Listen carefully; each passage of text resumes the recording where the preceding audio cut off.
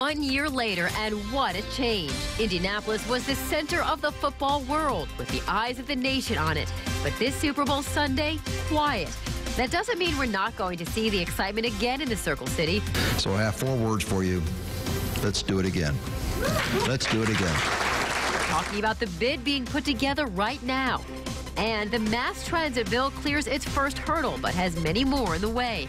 Where the push stands now, according to the director of Indy Connect. It's all coming up on this edition of Indianapolis This Week. From RTV6, Indianapolis This Week. Welcome to this edition of Indianapolis This Week. I'm Jenna Coy.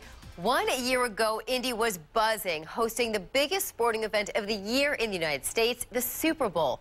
This year, Georgia Street is quiet. The big game has moved on to the Big Easy, but that doesn't mean it won't be back in the Circle City. Indy is making a bid to host the Super Bowl once again. This time, we're shooting for Super Bowl 52 in 2018. Some of the big reasons Mayor Ballard wants to go for it again: 116,000 visitors, $324 million in outside spending, $176 million that directly impacted residents and businesses, and $40 million in state and local taxes. The competition will be fierce. You must understand that. The competition will be fierce for that slot. It always is. But when after 46 years the NFL decides that future host cities should look at your playbook, it shows that really Indianapolis does deliver. And joining us now is Susan Boffman, the Senior Vice President of Strategy and Operations with Indiana Sports Corp. She served on the previous Super Bowl host committee and will have her hand in the Super Bowl bid Indy is putting together for 2018. Thank you so much for joining us, Susan. So Super Bowl 46 left a real impact on our city. It changed the downtown area and helped create so much exposure for Indianapolis. What do you feel is the legacy of the Super Bowl here? Well, a couple of things really stand out to me. I think first and foremost, all the effort of all the groups and individuals that were involved led to so much civic pride, and I think that's what I hear over and again when we talk to people that volunteered or just came down for the event, is just how proud they were about Indianapolis and the way we played in the media. So that's really exciting. And then I think the improvements with Lucas Oil Stadium, Georgia Street, all the things that happened downtown, I think were a great boon for the city. You're so right. I remember walking down thinking, I'm so proud to be a Hoosier, to see how everyone came together and could put on this great party. It really was impressive. We also heard about the possibility of conventions coming to Indy being thrown quite a bit, that people would come here, see what a great place Indy is. Have you seen that come to fruition?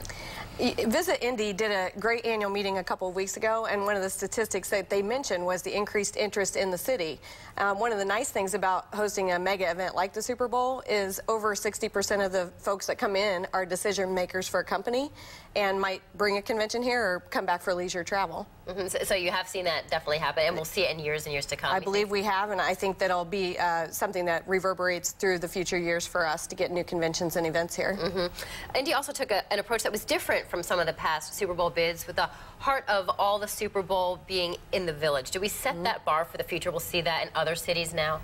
I hope that we do. We thought that was something that we found to be missing when we were going to previous Super Bowls before we hosted here in 2012, and we thought how great it would be to give people who didn't have a ticket a chance to come out and have their own Super Bowl experience. It worked out even better than expected, and we would hope to carry that on in the future. Right, I know other cities you would have to drive to go to one area, then drive over here to go to the other thing, so you really did have the village. But I think yes, we had a good nucleus to bring people to, and then there was a lot of things that they could do while they were downtown in addition to the village. Yeah, it was a success in many people's minds, and one of the biggest impacts the Super Bowl had on our area was transforming several parts of the Near East Side. Just this past week, art was unveiled to commemorate the project. Some examples of change include the Near East Side Legacy Center at Arsenal Tech High School, along with the school's football field turf. And in the St. Clair Place neighborhood, dozens of homes have also been renovated to help the community. Are these projects making the difference that you hoped for? I believe an even bigger impact than we knew when we began planning. There was so much additional investment on top of the initial planning and the charitable donations that we received. It was able to revitalize the Near East Side, and that's a wonderful, wonderful legacy to leave behind. Why was this aspect so important to improve the community? Well, for us, I think we realized that not everybody might be a football fan or a Super Bowl fan, and so to be able to take the energy that other people who are passionate about the Super Bowl and leverage that into something that's an everyday good for our citizens was really important to our host committee. Do you think that helped win the bid to get the Super Bowl here? I do. I think it was a different concept and much more than they had seen in previous communities, and I think that they were stunned that we were able to capitalize on that and actually get the projects done before the Super Bowl actually began here. All right, so we talked about the previous bid. You guys are going for it again. Let's talk about the bid for Super Bowl 52. How will that bid be different than the one for the previous one? Well, I think it's really important. The leaders of the past bid, Allison Langton, Mark Miles, I think they really want to bring together, again, groups in the community, key players, but have new ideas and innovate so that we come back to the NFL and we say, we did this before and you liked it, here's what we have for you this time, and not have it be the same playbook. So we're really looking to try something new. All right, so you set the bar so high, though, the first time. You're going to have cities like maybe Minneapolis or San Francisco also going for 52, and they may have new stadiums. So how do you compete with that? I think it's the same philosophy of how do you make it more than a game. That's where we started with this. We know we can do a great football game. We have a wonderful venue with Lucas Oil Stadium and the Convention Center. And so it's what are those additional elements that we can capitalize on to help our community. So I know in Super Bowl 46, you kind of pulled from maybe the Olympic Games to see some of the different aspects that you can add to it. Where are you looking for ideas this time? I think any large-scale event, anytime people gather and are having fun together, I think there's something to be learned from that. So at this point, it's a bit early. We'll start planning in the summer and the fall, and we'll get new ideas and see what people brainstorm and come up with. Now, you mentioned Allison Langton. She's down in New Orleans for the Super Bowl. Is she texting you any cool ideas? Or, I think we could do this. What is she telling you? Well, she's starting to run around, take pictures, take notes, so I don't have a lot of information yet, but I'm sure they will do nice things down there. They throw a great party. They have Mardi Gras on their side and all that. So we'll look forward to see what they're doing and see how they competed with us. It's something that a lot of people talked about in Super Bowl 46 was that there were a lot of women involved in the host committee. And are we going to see that again in 52? I think that we will. I think we want a broad-based and diverse group of people that are coming up with different ideas. I think that creates the most impactful bid that we can have. So we want to be representative of folks that have great ideas, whoever they may be. And you're saying you'll probably get new members on the committee this time, right? Yes, I think so. I think one of the goals of the past Super Bowl in 12 was to generate new leadership and let people have new opportunities. And so we hope to see those people who started out with us in 12 go on to greater things as we move towards 2018. All right, so last question. Your prediction, are we going to see the big LII on Monument Circle in 2018? I really don't know the answer to that, but we'll try to put together a package that would win if we decide to move forward with it. So we'll see it somewhere. All right, hopefully in the Circle City, because it was so much fun. Best of luck, Susan Baughman. Thanks so much for joining us. Well, a real change that could be coming to Indy in time for the next Super Bowl. A new mass transit system built to get it going has made it past the first committee hurdle. After the break, we're sitting down with the director of Indy Connect to talk about the plan and what it faces moving forward. The bill to upgrade mass transit in central Indiana cleared the first of several hurdles at the State House. The House Transportation Committee approved the bill after making several changes. The proposal now calls for referenda in Marion and other central Indiana counties, but not before November of next year. Sponsors delayed the vote a year to avoid having taxpayers pay for a special election. The transit measure must now pass a second committee vote in Ways and Means before advancing to the full House. Indianapolis Mayor Greg Ballard showed his support for the committee's actions, but was cautious, releasing a statement saying, quote, there are still many other steps in this long process, but today Central Indiana is one step closer to making this decades-long dream a reality. And joining us now is Ron Gifford, the director of Indy Connect and the executive vice president of the Central Indiana Corporate Partnership, where he oversees public policy initiatives. Thank you so much for joining us, Mr. Gifford. So the first big hurdle has been cleared. Are you feeling relief yet, or is, no time to look back? Well, this was a great first step, but there's a long journey in this process still. A lot of good enthusiasm and great support at the initial hearing on this bill, over 50 individuals testifying in support.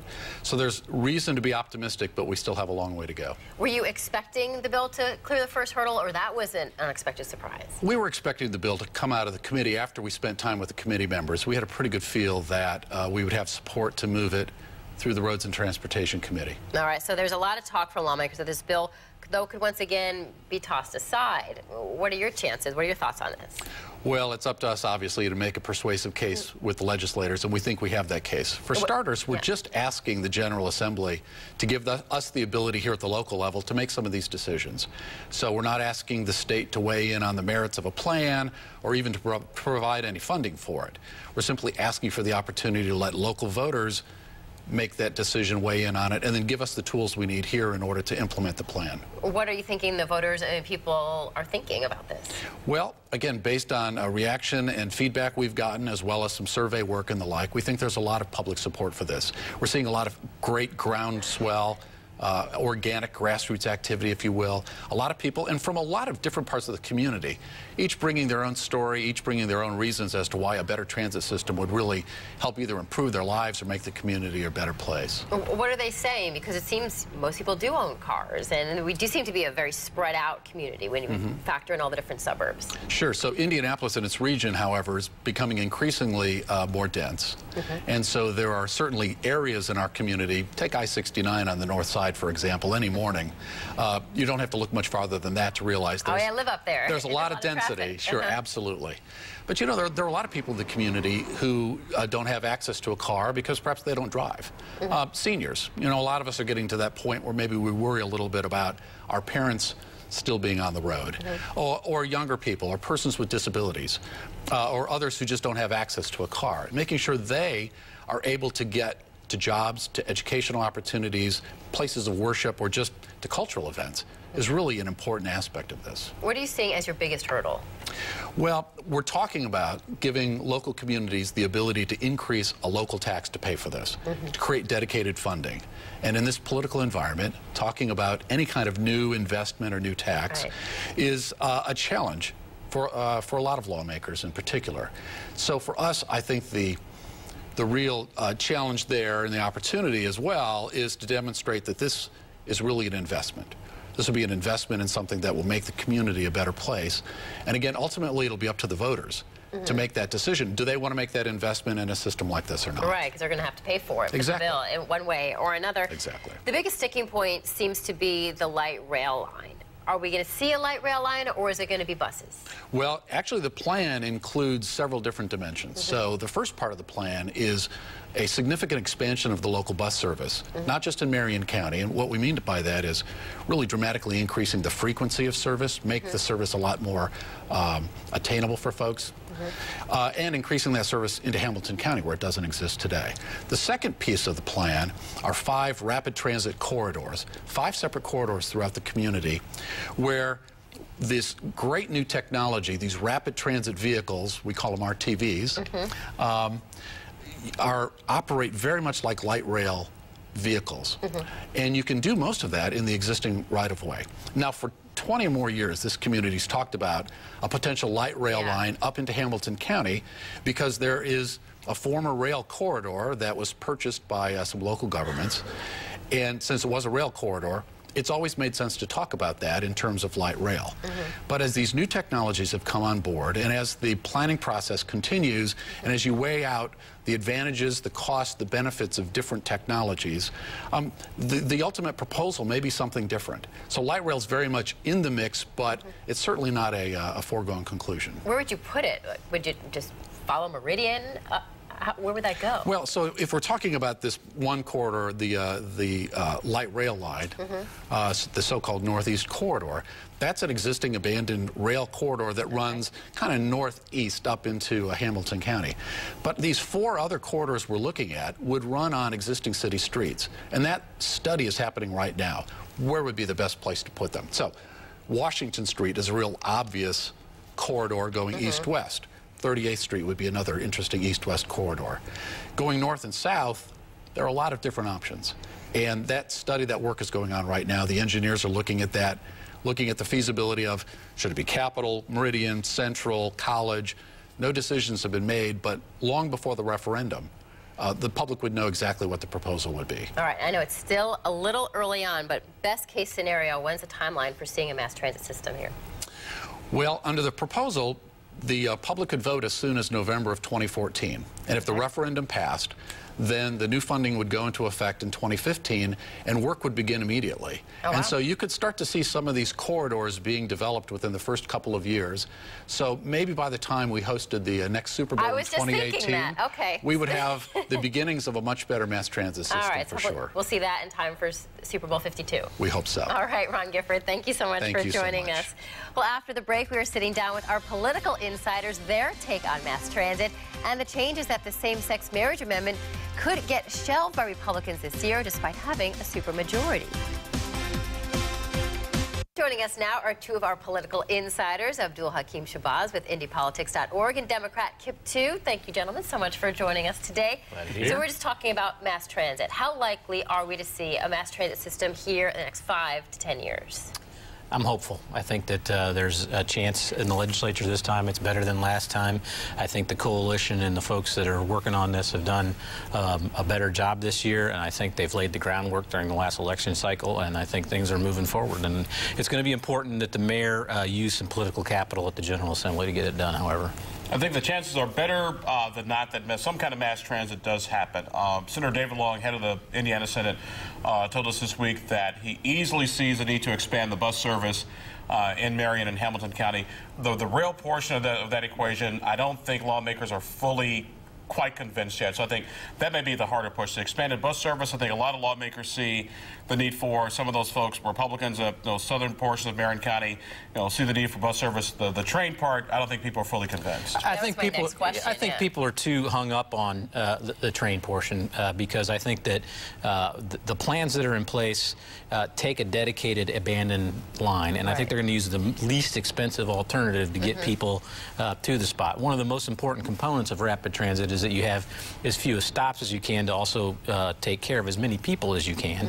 And if you do that on a city street in every place, you're not going to be able to. You're going to have too many stops. You're going to have stoplights and those types of things. And people want the convenience. People want the rapid. I mean, the subway system, you have stops, but you have just enough stops so that people get on and off, and it doesn't make it inconvenient. And that's what at least the Northeast Corridor thing does first and best. All right. So you mentioned David Long. I want to move on to another controversial topic. So many things to talk about this week.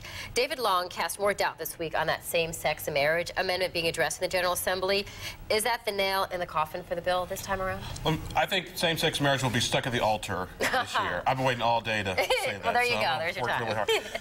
I mean, we've been hearing this for months, that a lot of members weren't crazy about the amendment to begin with, and the very fact that the U.S. Supreme Court is going to come down on some decision, some ruling, and we won't know until March exactly what the arguments are going to be, because that is when the two sides in the U.S. Supreme Court case are actually going to put their briefs together. They'll be available to the public. So, and then if you do it and there's no way to take it off the ballot in case you do so, it's just fraught with problems. So a lot of lawmakers would rather just wait till 2014. Let someone else deal with it. A lot of lawmakers have also seen the polls. I hate to be a cynic about it, but it's true. It's a fact. But people are moving pretty quickly on this issue, and I think it is dead for this session, and I couldn't be happier. All right. So now we'll move on to another topic: gun control. Senator Joe Donnelly is voting against newly proposed gun control laws.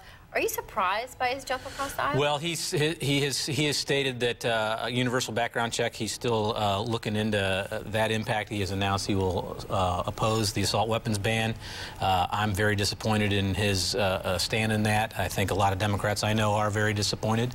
I think that unfortunately, the NRA has he sees that the NRA has more power in this state than I think that they probably do. Well, or Joe Donnelly's just being consistent and taking positions he's already had before. I mean, he got a better, NRA grade rating than a lot of other folks have. I mean, he's always been a strong Second Amendment supporter. He's been a conservative, independent Democrat. So his decision is not surprising in any way, shape, or form. It'll be interesting to see how he goes, with the background checks, how extensive, where's the mental health part come in. But I just think Joe Donnelly's being consistent with previous positions he's taken before. So you don't think it'll hurt him or help him with voters? This is just how he's always been? Unless Democrats are going to go run and vote for a Republican in, 2018. Yeah, I mean, I don't think that it necessarily hurts him, but if he consistently through the next few years thumbs his nose at his base, it's going to cause him problems. All right, another person we're talking about is Susan Brooks. She's been in Congress for less than a month, but she has already been tapped to deliver the GOP weekly address. What does that say about her standing in the party? It says Susan Brooks continues to be a rock star, and if more Republicans in Congress were like Susan Brooks, this country would have a lot fewer problems, and the Republican Party would have a lot fewer problems as well. And she is, Susan Brooks should be the face of hopefully what Republicans will hopefully evolve into, a sort of moderate conservative, but yet practical conservative Republican who also offers ideas and sort of has a universal appeal. We're kind of talking about this in the election season, that if she won, she was going to be the rising star, and she did win. There's 52 weeks out of the year where they give responses, so I wouldn't give it too much credit. But you know, I mean, it's a nice hit for a freshman legislator to do. They do it. They try to highlight people, and it's a good thing for her. I'm still waiting on one new good idea out of Susan Brooks, and then we'll see. All right, so we've touched on a few controversial topics. I want to leave you with one more controversial topic. Danny the deer. Pardon for the Danny the deer? Pardon for the couple? I eat venison, so I don't know if my opinion is going to be good on this one. I guess at the end of the day, it's happy that somebody saved Bambi, but were people ready to save the elephants on I-70? Earlier this week, but be serious, there is actually a legitimate concern that DNR has, that when we have sick and wounded animals, they do carry diseases that can spread to the human population, so there's kind of a reason, why they have these laws in the first place. Now, should people go to jail? Nah, I don't know, but I'm having venison when we're done after the show. That's your Super Bowl meal? Yeah. The governor ended up making the right decision, or I should say DNR ended up making the right decision. I will say this has gotten more attention than it deserves. All right, Kip and Abdul, thank you so much for joining us. And you can stay up to date on political news anytime by following our insiders on our Capitol Watch blog. You can find the link on our webpage, theindychannel.com. Indianapolis This Week continues after the break. If you're a parent, you probably keep an eye on your child's texting. We've all heard the stories about how some predators reach their victims. But you may be missing one sneaky trick, apps that can hide the texting on any mobile device. So you just have to know exactly what to look for. This mom discovered the danger on her daughter's phone. They were asking sexual questions, asking for pictures. I'm scrolling through this and I'm like, oh my gosh, like, oh my gosh, like, who is this? Naked pictures are the fuel which gives the predator their stimuli until they can actually meet that live child. Well, tomorrow night, what you need to check for the next time you pick up a mobile device at your house. Watch Julie Persley's special report Monday on RTV6 News at 11. Well, that's it for this edition of Indianapolis This Week. I'm Jenna Coy. Thanks for joining us.